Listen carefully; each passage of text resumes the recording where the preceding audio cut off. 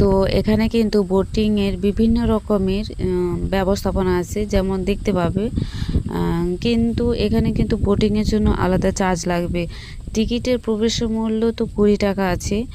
আর আগে হচ্ছে parking charge ছিল না, বললো সেখানে, মানে যখন আমরা ঢুকছিলাম গেটে, সেখানে বললো যে প্রথমে নাকি বাইকের জন্য টাকা পয়সা নিত না, কিন্তু এখন নিচ্ছে 20 টাকা। আর এমনিতে তো ক্যামেরা ফটো তোলার জন্য আলাদা চার্জ তো লাগে। আর প্রি ওয়েডিং শ্যুটও যদি তুমি করতে যাও সেটার জন্য আলাদা চার্জ লাগবে। আর আমরা হচ্ছে 24 তারিখে গিয়েছিলাম, তো সকালে একটু অনেকটাই ঠান্ডা বাতাস দিচ্ছিলো, মৃদু কিন্তু বাতাসও বইতেছিল। আর খুবই অসাধারণ কিন্তু জায়গাটা, শান্ত, পুরো একদম শান্ত নিরিবিলি। তোমরা কিন্তু অবশ্যই যারা যারা যাওনি, আরেকবার বলে দিচ্ছি, তোমরা ঘুরে আসতে পারো।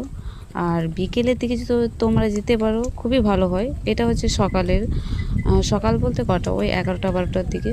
আর বিকেলের দিকে হচ্ছে লাইট টাইট বিভিন্ন রকমের থাকে, তো খুবই সুন্দর দেখায়। আর তোমরা যদি থাকতেও চাও সেখানে, ওখানে থাকার ব্যবস্থাপনাও রয়েছে। আর ক্যান্টিনও আছে, খাওয়া টাওয়া যেমন যা স্ন্যাক্স খেতে চাও তোমরা ওখান থেকে অর্ডার করে খেতেও পারো।